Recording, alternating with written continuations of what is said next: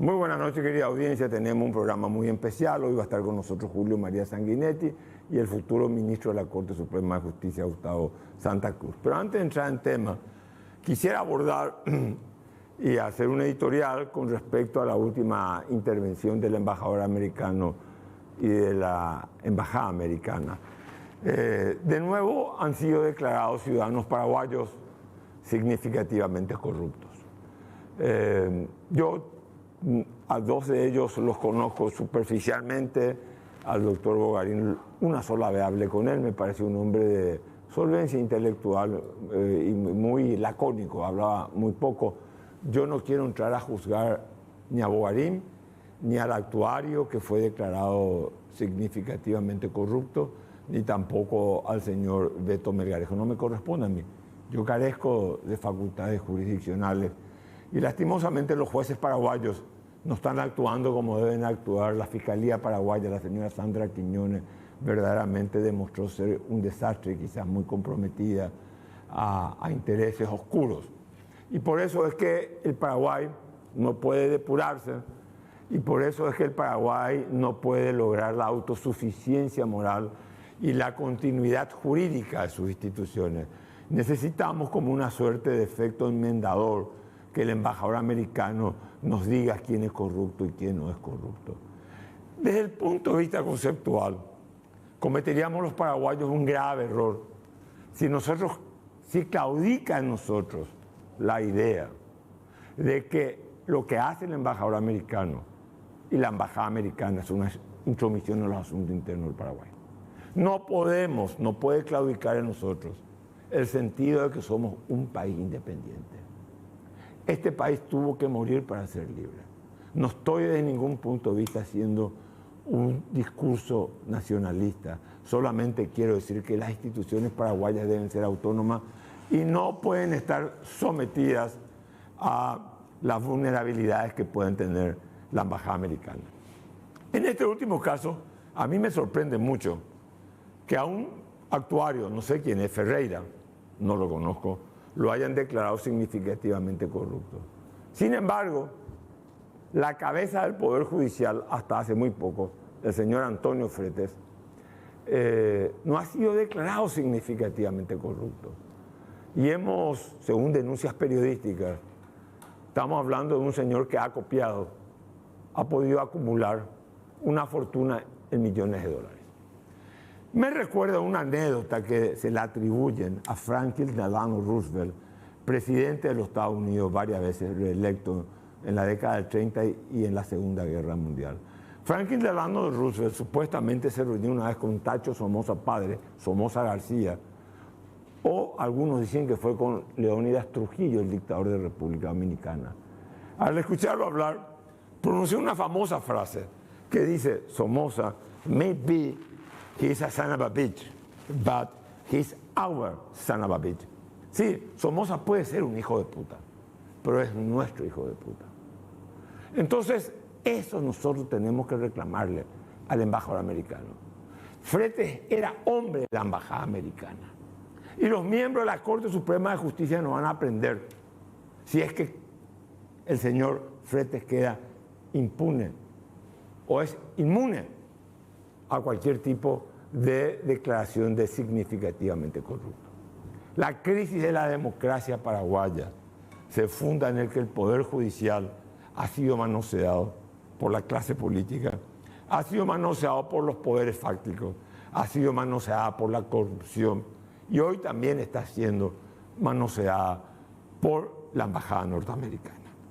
La embajada norteamericana, si va a agraviar la reputación, el nombre de cualquier paraguayo, lo tiene que hacer en territorio paraguayo. Hoy, repito, no estoy hablando en defensa de nadie, estoy hablando de algo que conceptualmente se contradice en la soberanía y la intromisión del embajador americano. Hoy, si un paraguayo quiere restituir su honorabilidad, como se hizo en la embajada norteamericana, la declaración, rige el principio de la territorialidad. Si uno quiere, porque mi nombre, mi buen nombre, forma parte de mi patrimonio personal. Esto quiere decir que yo me tengo que ir a demandarle al embajador americano, al gobierno norteamericano, nada más y nada menos que a los Estados Unidos de Norteamérica. Señores, la justicia está en crisis, la política está en crisis. Los jueces tienen que ponerse los pantalones. Los jueces tienen que renunciar a la vocación de convertirse en extorsionadores y a través de la extorsión convertirse en multimillonarios. Lo mismo digo de los fiscales. La justicia paraguaya está en crisis. Vemos crisis en el Consejo de la Magistratura. Vemos crisis en el jurado de enjuiciamiento. Vemos crisis en la Fiscalía. El nuevo fiscal dijo, me dejaron un camino lleno de miguelitos, o sea, de trampas, para no poder efectuar. Estamos viendo que la Contraloría General de la República no puede auditar, no puede fiscalizar cómo se gasta el dinero en el Poder Judicial. Verdaderamente, si nosotros queremos superar esta corrupción rampante, no lo va a hacer el embajador norteamericano. El embajador americano discrimina. Ese hijo de puta es mío, a ese lo protejo. Al que no es mío, lo voy a perseguir. A todos los tiene que perseguir y no hacer discriminaciones, porque si no, poco favor le está haciendo al Paraguay. Por otro lado, defiendo la soberanía del pueblo paraguayo. Soberanía conquistada a base de sangre y fuego. Con esto, de ningún punto de vista estoy justificando la corrupción rampante que tiene este país. Lo único que estoy diciendo que es nosotros los paraguayos, la ciudadanía, la dirigencia política y los jueces en conjunto tenemos que hacer y consolidar un Estado de Derecho pleno, en donde, como lo he dicho siempre, sea igualitario para todos y libre para cada uno de nosotros. A ese Paraguay hay que apuntar.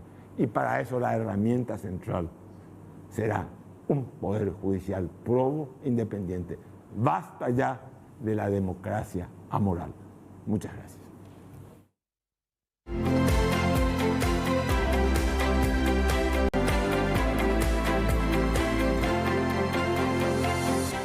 Muy buenas noches, querida audiencia. Hoy tenemos un programa de lujo. Hoy vamos a contar con la presencia del político más completo que yo he conocido, el político más destacado de las últimas décadas de América Latina, un político que ha sabido conjugar la acción, el ejercicio del poder, las facultades administrativas, con un gran desarrollo intelectual, con una obra bibliográfica, con artículos periodísticos, con crítica de arte y también con crítica del fútbol. Es una persona a la cual admiro y quiero mucho. Julio María Sanguinetti. Presidente, ¿cómo te va? ¿Cómo estás? Del Paraguay te saludamos. Muy bien, encantado de compartir estos minutos con ustedes y con la audiencia paraguaya, tan querida siempre. Y bueno, la abrumadora presentación corre por tu cuenta. No. Acá estamos para conversar sobre nuestros temas en este tiempo tan particular que nos ha tocado vivir, especialmente en estos últimos 2 años que se nos ha cambiado todo, ¿no? Veníamos en un espacio de globalización universal, veníamos, en fin, con fenómenos de una expansión comercial, si se quiere, inusual en la historia, y de pronto nos aparecen 2 saltos atrás en la historia, increíbles, impensables. Una pandemia, en primer lugar, y una guerra europea en segundo lugar. Entonces, realmente se nos cambió el mundo, digamos así, en muy poco tiempo y con repercusiones enormes, ¿no? Presidente, siempre te escucho, te leo mucho como vos sabés, te escucho decir que tenemos que ser nosotros, los uruguayos en todo caso, pero también de alguna manera lo asimilo al Paraguay, tenemos que ser estrábicos en el sentido de ver a Brasil y la Argentina y nosotros insertos dentro del Mercosur como países de menor economía. ¿Cómo está el Brasil? ¿Cómo está la Argentina? ¿Qué perspectiva le estás viendo al Mercosur ahora? Mira, efectivamente, yo siempre digo que somos estrábicos porque estamos con los ojos divididos, ¿no? Y así es, por nuestra dimensión, digamos, geográfica, ¿no? Mira, la Argentina está en una turbulencia de las tantas que ha tenido y tiene, y con una inflación de un 100% y una perspectiva electoral cercana. en medio de una elección muy apasionada, muy confrontada, tanto a la interna del oficialismo, que es muy fuerte, como también a la interna de la oposición, aunque ahora se ha despejado muchísimo la situación una vez que el expresidente Macri anunció que no va a ser candidato. Yo diría que está claro que el justicialismo está pronto para perder. Lo que todavía no está claro es si la oposición está ya preparada para ganar. Se empieza a despejar el tema con la salida de Macri y ahora habrá que ver cómo se logran los entendimientos para hacer una competencia interna, las famosas PASO, que sea lo suficientemente constructiva como para que el perdedor no sienta que es un perdedor y se retraiga luego en la acción, que este es el gran tema de las elecciones internas, porque va a haber uno que gane y otro que no gane, y entonces el tema es cómo se recompone inmediatamente la unidad para poder ganar, en este caso, nada menos que el gobierno. Allí están los candidatos conocidos, fundamentalmente estamos hablando de Patricia Bullrich y de Horacio Rodríguez Larreta, sin perjuicio de los candidatos radicales, naturalmente. Pero también hay un factor muy importante, antisistémico, diría yo, que es la aparición de Milei, con un movimiento antisistémico, contrario a todo, contrario a algo así como una nueva versión de aquella expresión de que se vayan todos. Miré estos días un nuevo video que sacó Milei, muy bien hecho técnicamente, pero en el fondo es eso, que se vayan todos porque con los de siempre no se puede arreglar nada y acá está la nueva aparición y la nueva magia, el nuevo Mesías. Bueno, es un tema sin duda complejo, porque está puntuando muy bien en las encuestas y todo da la impresión de que tiene una presencia realmente relevante. Es un antisistémico, digamos, desde el lado liberal conservador, ¿no? O sea, un muy fuerte cuestionamiento al Estado, y este es un factor que allí está. Vamos a ver cómo opera, pero es un elemento que se introduce también generando una muy fuerte incógnita, ¿no? Presidente, ¿y qué nos espera con Lula en el Brasil después de Bolsonaro? ¿Qué nos espera con Lula para Uruguay, para el Paraguay? ¿Una política más abierta hacia la región o un Brasil más ensimismado, como lo practicó Bolsonaro? Bueno, Bolsonaro no estaba ensimismado, lo que estaba era totalmente errático, porque en el mundo tenía amigos, según decía él. Uno era Trump y el otro era Putin. O sea que lo que no estaba eran los términos de una política exterior tradicional de Brasil. Ahora, ¿qué nos espera con Lula? Bueno, hay dos dimensiones. Una la económica y otra la política.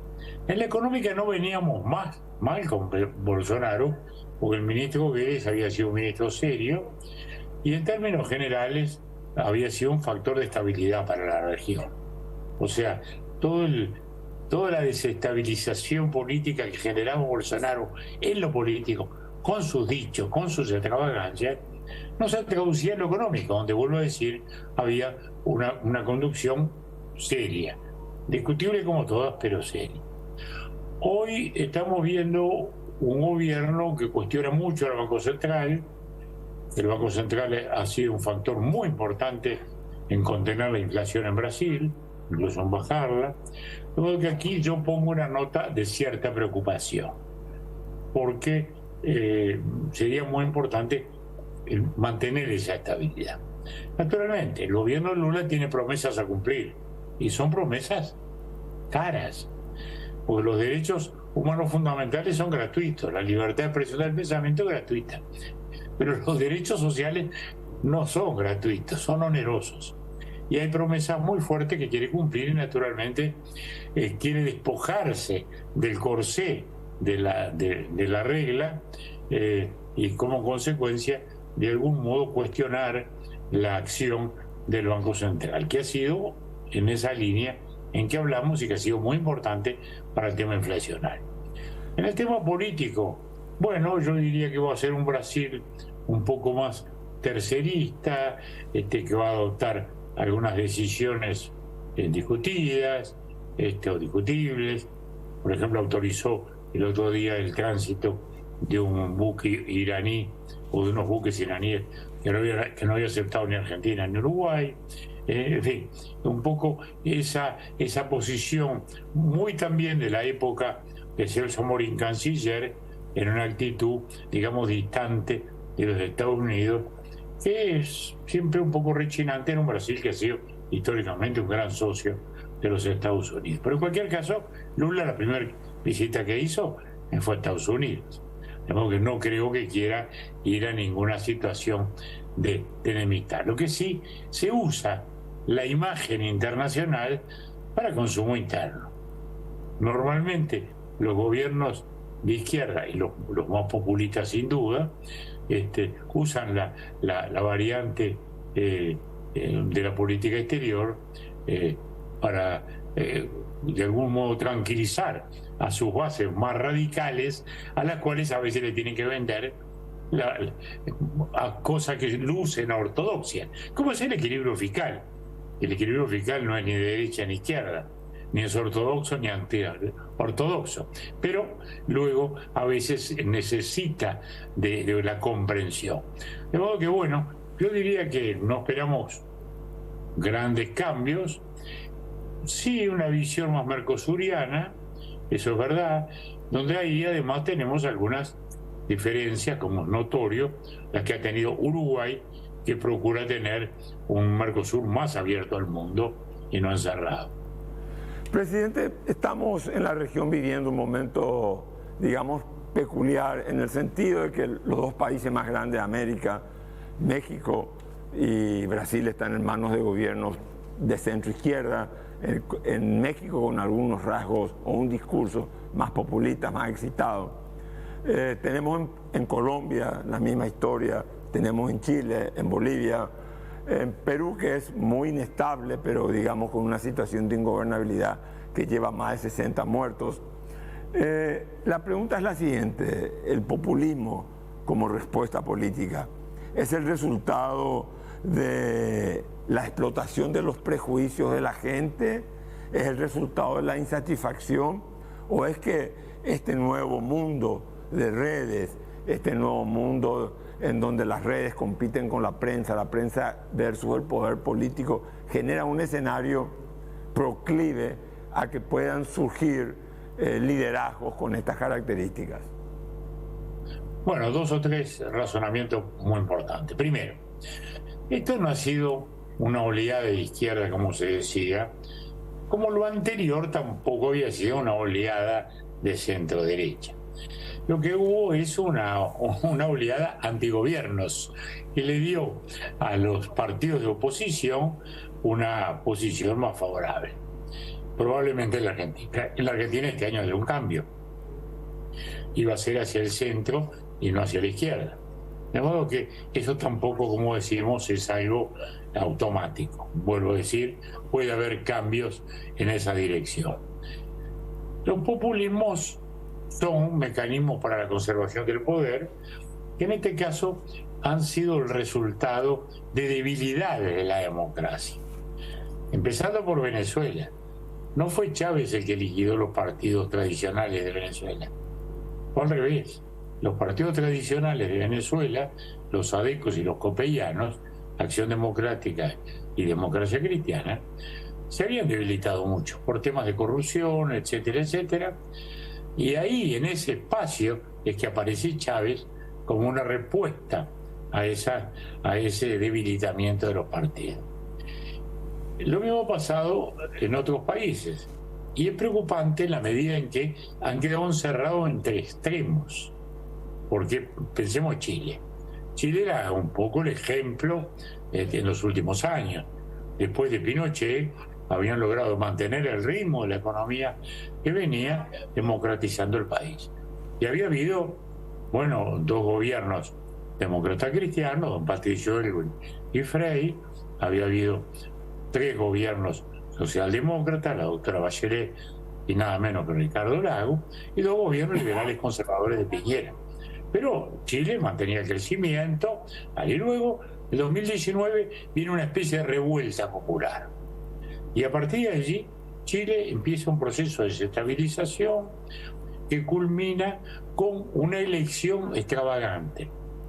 Primero de una asamblea constituyente, constituida por ONGs y grupos políticos de ocasión y no por los partidos, que termina en un proyecto que luego la gente también repudia. Es decir, la misma gente que votó que había que votar una constitución, luego dijo, no me gusta esta que hicieron.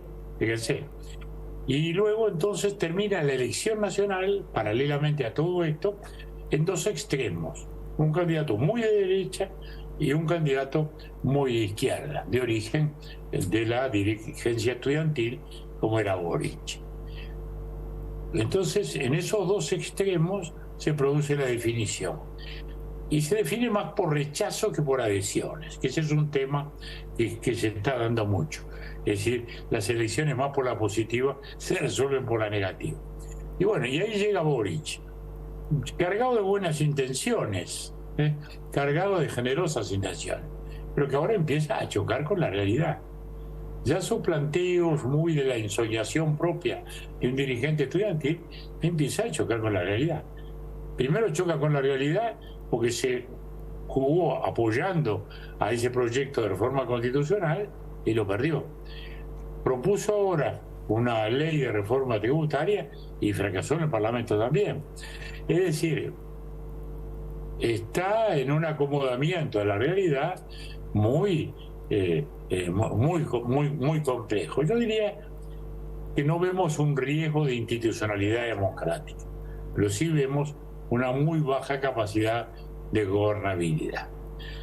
Lo mismo podemos hablar de algún modo en Colombia, donde Petro logró un espectro parlamentario un poco mayor, pero donde también se advierten estas mismas situaciones. Ni hablemos de Perú, donde hay una enorme situación de inestabilidad producto de un presidente totalmente despreparado, como se dice a veces en Brasil, despreparado para el ejercicio y la conducción del Estado, y que ha llevado a esta situación. Y se va a ir a una elección nueva. Me siento, desgraciadamente, un poco escéptico, porque no veo cómo esa elección va a dar algo gobernable. Porque las elecciones últimamente en Perú han sido por rechazo al fujimorismo, digamos, ¿no? A Keiko Fujimori, pero no por adhesión a algo muy congruente, que es lo que ha pasado.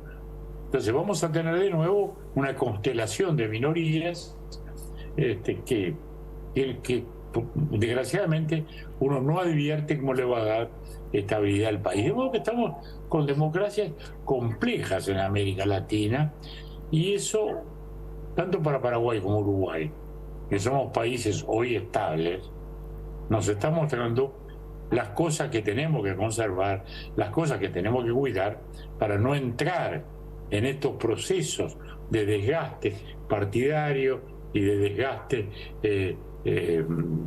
parlamentario que terminan luego en manos de aquel que pueda tener un poquitito menos de rechazos populares porque rechaza más aún al sistema. Entonces, ¿cuánto hay para cuidar? Más allá de las diferencias que podemos tener con el gobierno paraguayo, con el gobierno uruguayo, son gobiernos discutibles naturalmente como todos. En mi caso yo defiendo al de Uruguay, formamos parte de él, pero en cualquier caso decimos que aún discutibles representan expresiones de estabilidad a cuidar, y que la ciudadanía tiene que tener muy en cuenta, porque acá voy a esto. En América Latina la ciudadanía parece que no tiene nada que ver, ¿no? Porque uno llega al Perú, para seguir con el ejemplo, y me dice, no, Fujimori, pero lo votaron. Ah, bueno, sí, en su momento, sí, pero además lo reeligieron. Ah, bueno, sí, lo reeligieron. Bueno, y su y su hija que sigue teniendo una expresión importante. Bueno, entonces, la democracia depende del ciudadano, de la racionalidad del ciudadano. Entonces, si se vota al demagogo de turno, bueno, después vienen los desencantos, que son el resultado de un encantamiento anterior. Yo oigo hablar mucho de desencanto y le digo, bueno, señor, usted está desencantado. ¿Y de qué estaba encantado? ¿No será que estaba muy equivocado en ese encantamiento? Entonces, esto es al final el corazón mismo del tema democrático, la expresión ciudadana. Ahora, presidente, dijiste algo muy importante. En Venezuela fueron los propios partidos los que decretaron su muerte por la corrupción. La corrupción rampante es un elemento que le resta legitimidad al sistema político. Nosotros en Paraguay estamos en una situación muy peculiar. Daría la impresión que no somos capaces, el Poder Judicial no es capaz de purgarse, la política tampoco, de hacer, digamos, una autocrítica y de sanearse. Y entonces estamos, digamos, viviendo un hecho inusual de que el embajador americano, la embajada americana, declara con o sin razón, no entro a juzgar, significativamente corrupto a ciudadanos paraguayos. La pregunta que te quiero hacer, el combate contra la corrupción, ¿estas intervenciones terminan siendo a la larga positivas o terminan consolidando terminan consolidando los patrones de la corrupción? ¿Cómo se combate esta corrupción rampante que deslegitima, que provoca el desencanto? ¿Con la intervención directa de los embajadores, declarando este no es elegible, este señor no es elegible para la visa o es significativamente corrupto, o haciendo un trabajo político endógeno nacional? Bueno, 2 o 3 comentarios. Primero, que los Estados Unidos se arroguen la facultad de juzgar a los políticos de otros países, honestamente me parece un acto de intromisión inaceptable como concepto. Porque, después de todo, bastante corrupción ha existido también y existe en los Estados Unidos en muchos aspectos, como para ser el juez universal de la moralidad pública. Eso no me gusta y no lo comparto. Segundo lugar, el fenómeno corrupción se combate primero por el juicio ciudadano, que es quien tiene que sancionar o premiar a quienes tienen buena conducta. El juicio ciudadano es lo fundamental. Naturalmente, en tercer lugar, y esto es fundamental, el Estado tiene que tener organismos de contralor realmente reales, contralorías de cuentas eficaces y suficientemente autónomas, con integraciones plurales, un poder judicial lo más independiente posible, contralores de tipo judicial y legal, tribunales administrativos, y ese es el control natural. Aparte de la libertad de expresión, que es el primero de los controles, la verdad, que es el que difunde, el que informa, y el que la ciudadanía tiene que tener en cuenta. Y también voy a decir una cosa que a alguna gente le puede rechinar, y es que cuando hay corrupción política, porque hay corrupción privada, ¿no?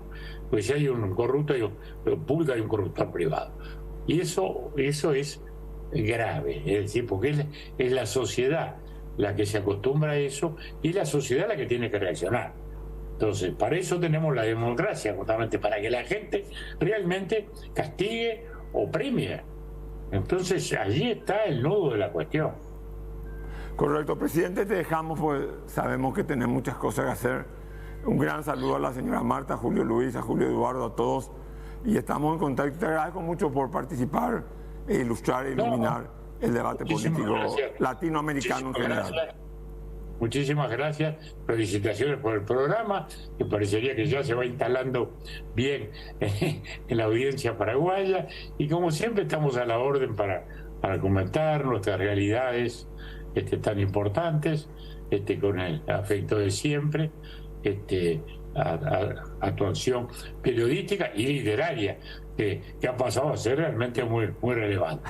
Así que un abrazo y gracias por todo. El cariño de siempre y la admiración. Estuvimos con Julio María Sanguinetti. Ahora, después de la pausa, el nuevo ministro de la Corte Suprema de Justicia, el doctor Santander, estará con nosotros.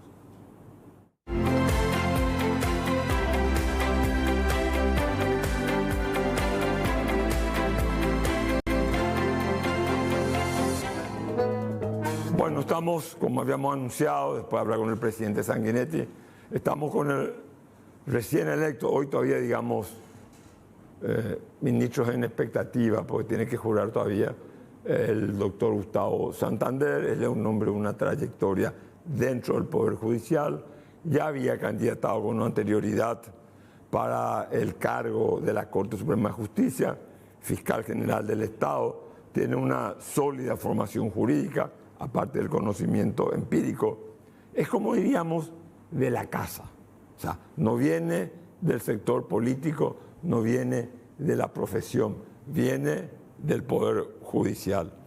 Y es el flamante. Ayer una mayoría abrumadora, 44 y un ausente, que yo sepa no conozco un ejemplo igual. Eso quiere decir, mi querido ministro, con todo respeto, que la clase política confió en vos, porque tu votación fue abrumadora. Que yo recuerde, no sé quién fue electo así, con tanta mayoría. No, bueno, buenas noches ante todo, un gusto compartir contigo este programa. La verdad que sí, aparte de un orgullo personal, es un compromiso de que la clase política reconozca mi trayectoria. Y por sobre todas las cosas, con la votación se pudo notar de que todos los sectores coincidieron en mi nombre, sectores de todos los partidos políticos y a lo mejor también sectores de ideologías diferentes, ¿verdad? Eso hace de que realmente el Senado también esté emitiendo un mensaje de que el Poder Judicial tiene que mejorar, ¿verdad? Y nosotros que estamos adentro conocemos un poco también el manejo interno del Poder Judicial, pero necesitamos dar una nueva dinámica al Poder Judicial a fin de cambiar su imagen y también recuperar la credibilidad, porque ustedes conocen de que todos los estudios internacionales revelan de que el Poder Judicial del Paraguay no goza de una buena credibilidad. Y no te pregunto, el hecho de que el embajador americano tenga que señalar significativamente corrupto, más allá de que de todo punto de vista jurídico y político lesiona la soberanía del Paraguay, pues yo escucho que mucha gente dice, no importa, dice, que lesione la soberanía del Paraguay, si total lo que nosotros queremos es combatir la corrupción. ¿No te parece que si el embajador o la embajada americana sigue señalando quiénes son los significativamente corruptos, sin dar argumentos, no estoy defendiéndole a nadie, no se está apropiando de la función jurisdiccional que tiene que asumir el Poder Judicial? No, yo en varias entrevistas ya mencioné de que lo que revela es que nuestro sistema de justicia, y en eso estoy involucrando a la Fiscalía y al Poder Judicial, no alcanza a personas de alto nivel, ¿verdad? Nosotros necesitamos que todos los paraguayos seamos iguales y también sujetos a todas las leyes constitucionales y también procesales, para que podamos mostrar de que efectivamente estamos también combatiendo la corrupción, pero nuestro sistema parece llegar solamente a personas de bajo nivel o de mediano nivel, ¿verdad? Necesitamos que la Fiscalía, hoy en día con el nuevo fiscal general del Estado, impulse o dé una nueva imagen también a la Fiscalía General del Estado, porque nosotros como Poder Judicial tampoco podemos hacer mucho cuando la Fiscalía nos trae los casos, ¿verdad? Porque nosotros juzgamos los casos que trae la Fiscalía. Decime una cosa, va a ser miembro de la Corte. Hoy la Corte está en crisis. La Corte, yo me imagino, nunca has sido ministro ni juez, vos fuiste juez toda tu vida, de una larga trayectoria y una trayectoria limpia, eso te honra. Y Dios quiera que termines, abandones la Corte con la misma trayectoria, es lo que yo te deseo, porque el Paraguay necesita. Sí. Pero la pregunta que te quiero hacer, la Corte hoy en día está sumergida en una crisis de gobernabilidad interna que no proviene por la influencia de los factores políticos, sino vemos que los miembros de la Corte se pelean por quién va a ser el titular de la Corte Suprema de Justicia, imponen a otro miembro como vicepresidente, se pelean quién va a manejar el registro público. Tuvimos el paso de Antonio Frete, que acopió una fortuna de más de $100 millones, y nadie dice nada, nadie se entera de nada. ¿Cómo pensás manejarte en esas crisis internas de gobernabilidad, que habla de la fragilidad de la Corte? ¿Cómo pensás manejarte? Bueno, ¿Qué pensás de eso? yo creo que lo que usted está mencionando hace de que la imagen del Poder Judicial pierda más credibilidad, ¿verdad? Pero independientemente de eso, yo fui presidente o vicepresidente del Centro de Estudiantes de Derecho, presidente de la Asociación de Magistrados Judiciales del Paraguay y también vicepresidente de la Federación Latinoamericana de Magistrados. O sea, tengo una experiencia de trabajar colectivamente en cuerpos colegiados. Y siempre digo de que la mejor herramienta que tiene un cuerpo colegiado es el diálogo. O sea, necesitamos nosotros dialogar. Aparentemente parece ser que no se aprendió a dialogar en un cuerpo colegiado. Yo estuve también en tribunales de sentencia, que es un cuerpo colegiado, y tribunal de apelación, que también es un cuerpo colegiado. Entonces aprendí a deliberar. Y nosotros necesitamos los cuerpos colegiados y la Corte, me imagino, ¿verdad?, que hay que deliberar y resolver. Porque no significa que las diferencias nos enemisten entre nosotros, ¿verdad? O sea, ahora, me imagino que hay que deliberar simplemente, ¿verdad? Ahora, tenemos una situación generacional. O sea, la Corte está integrada por gente que no es de la misma generación que Bajac o Antonio Flete, por ejemplo. Esa generación se ha retirado porque llegaron a los 75 años. Miriam Peña, la señora Módica que falleció, etcétera, etcétera. Hoy viene una nueva camada de jóvenes, digamos de alguna manera, a ocupar los cargos de la Corte. Martínez Simón, 40 y tantos años, Candia Amarilla, Ramírez Candia, Víctor Río, que son, digamos, de extracción liberal, Jiménez, Rolón, son todos, digamos, con una diferencia de 15, 20 años. Pero sin embargo, y vos tenés 58. O sea, sin embargo, vemos que este cambio generacional no ha supuesto una política de represtigiar a la Corte Suprema de Justicia. Al contrario, han caído, por ejemplo, se han atornillado en el cargo, lo hicieron de una manera muy truculenta, oscura. Yo te doy a vos la inamovilidad, vos me das a mí la inamovilidad, yo me declaro suplente, yo haciendo eso, en fin, de una manera totalmente escabrosa, que han mutilado su autoridad moral. ¿Tiene algo que ver lo generacional o no? Y en segundo lugar, ¿te vas a declarar inamovible? No. Yo sostengo que está vigente el artículo 261 de la Constitución, que establece que un ministro de Corte cesa a los 75 años o por juicio político.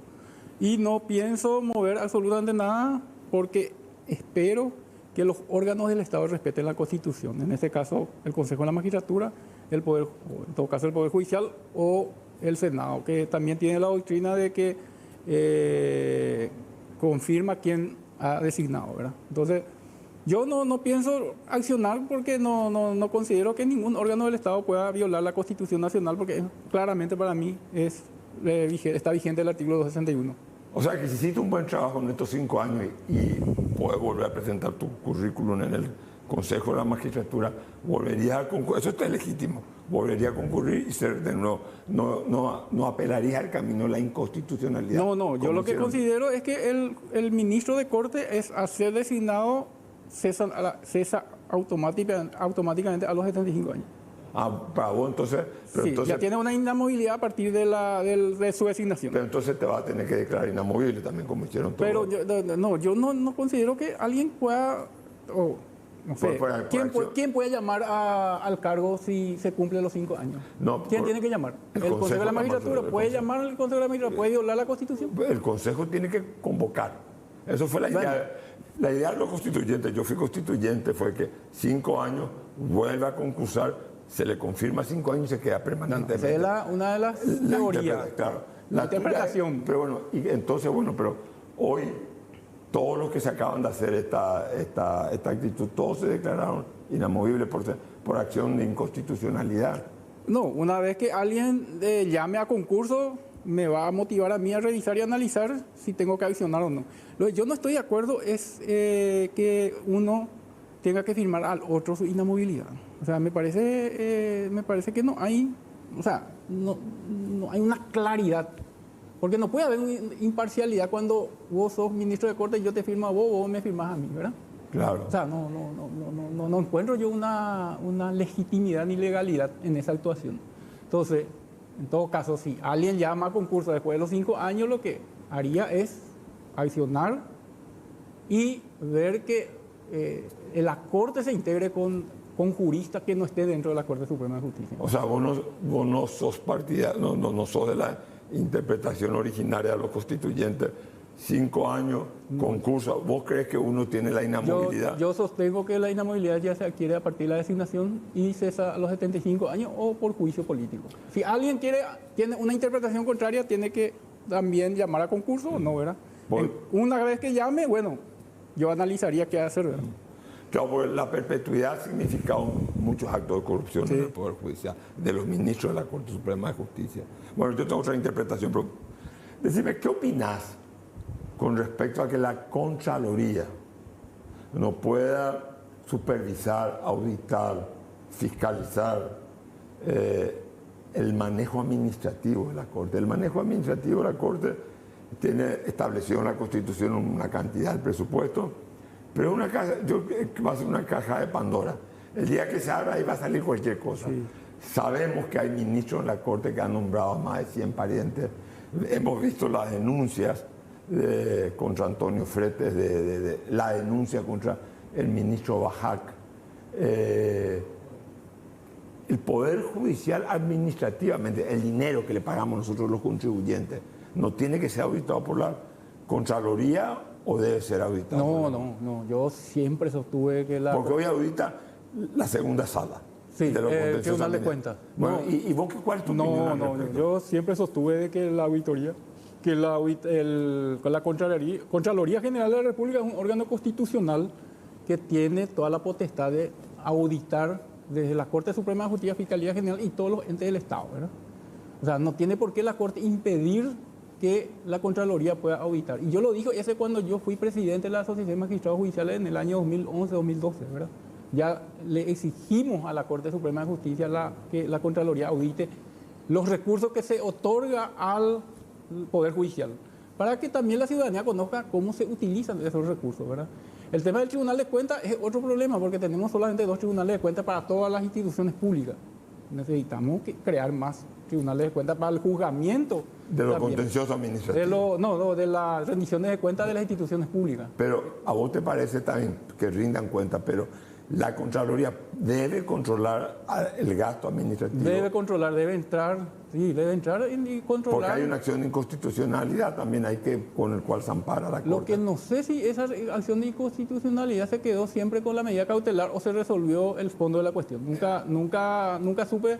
Sé que hay 100 o 105 acciones de inconstitucionalidad que presentaban municipalidades y gobernaciones con medidas cautelares. Sí. Eso también es un problema que hay que resolver y rechazar. Claro. Porque yo creo que la Constitución es claramente en el sentido de que permite que sean auditados por la Contraloría, todas las instituciones públicas.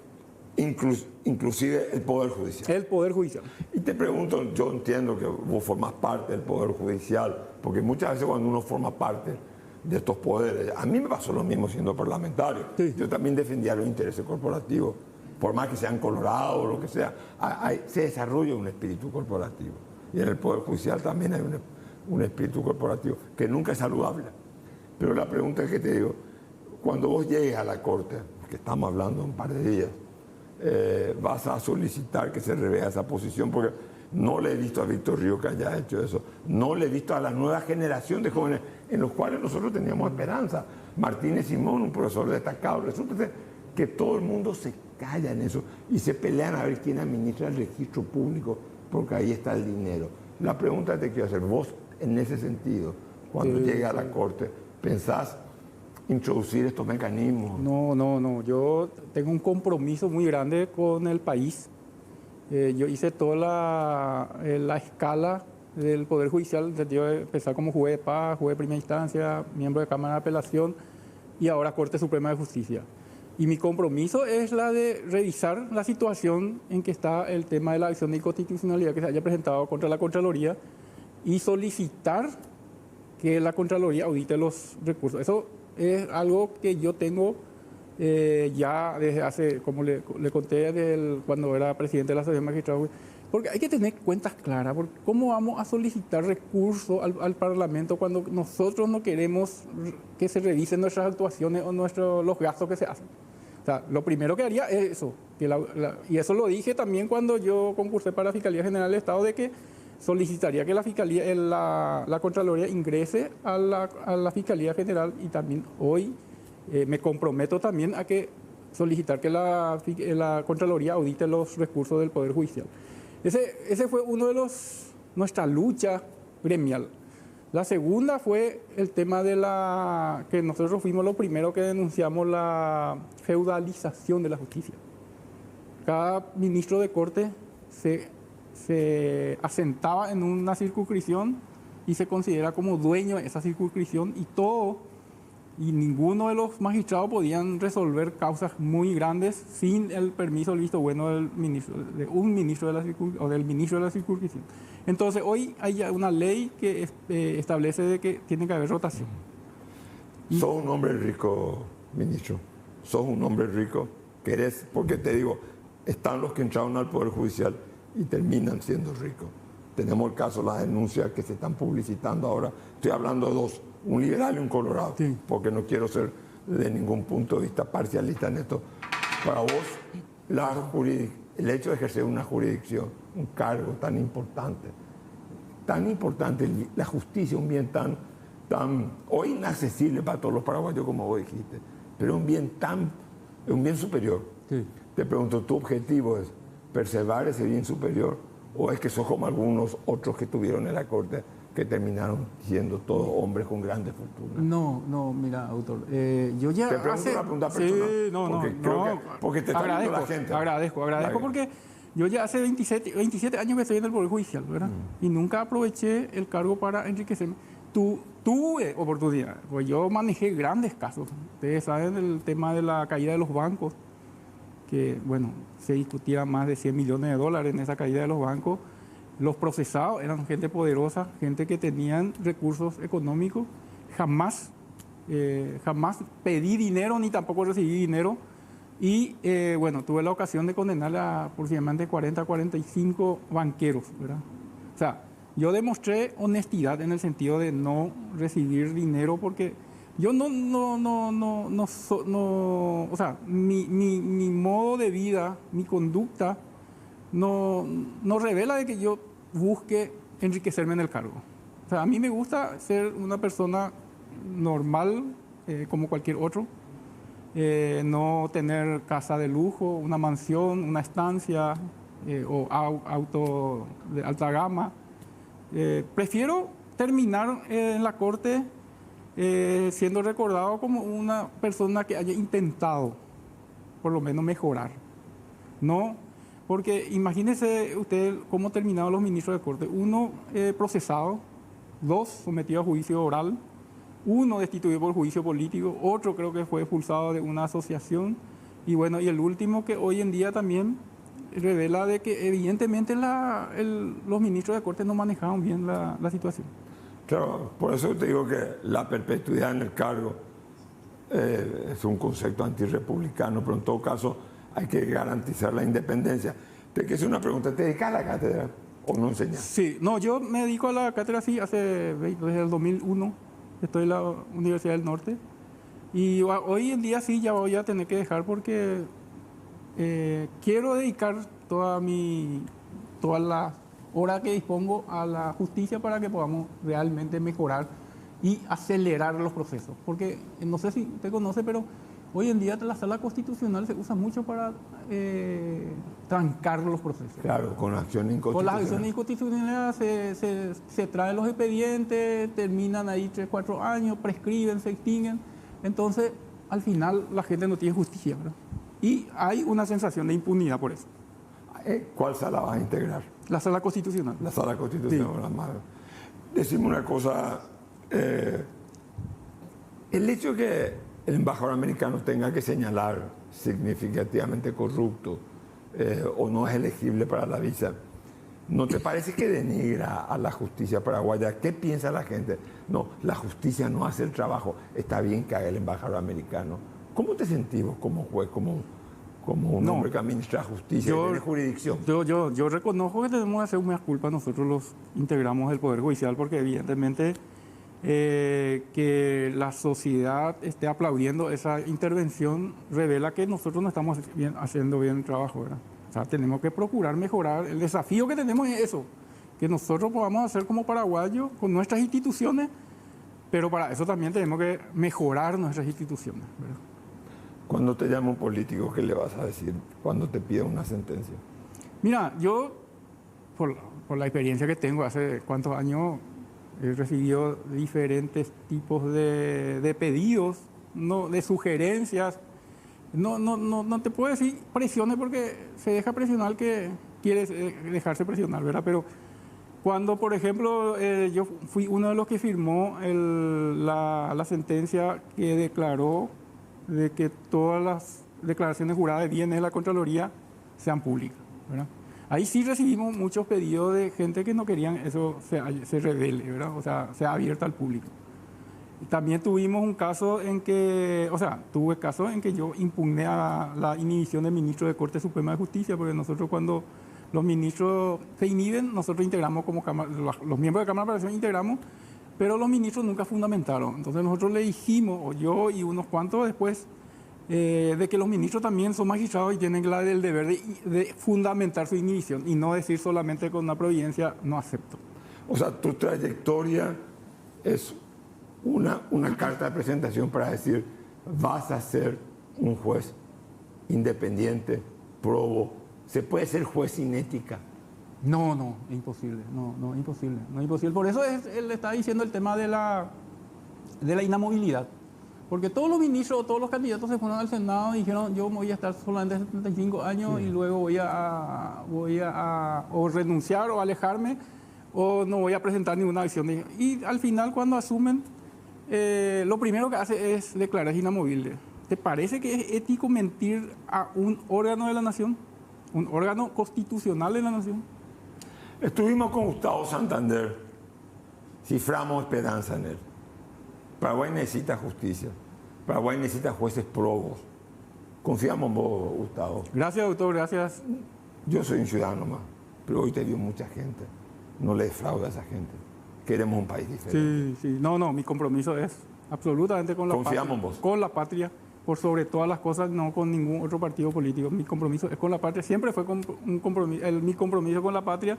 Tanto es así que fui el primer juez el primer magistrado que al ingresar al Poder Judicial en el año 1994 solicité mi suspensión de afiliación como compromiso de independencia. Estoy seguro, Dios quiera que sea así, que Dios y la patria nunca te van a demandar. Gracias. Que has faltado con la Constitución. Gracias, doctor. Felicidades. Encantado. Gracias.